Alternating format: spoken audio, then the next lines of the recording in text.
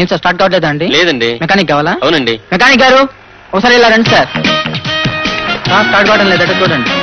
ఏం sir start కావట్లేదా? అవునండి. నా ఫీజు 100 రూపాయలు అవుతున్నాయా? 100 రూపాయలు అటు సార్. ఇస్తారు ఇలా చేయండి.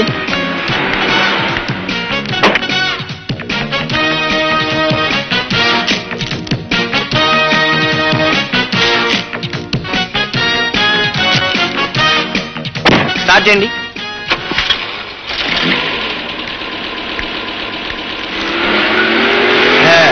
వస్తాను రా. మరి నా షేర్ ఏది? చిల్లర లేదు, నెక్స్ట్ టైం ఇస్తానుగా.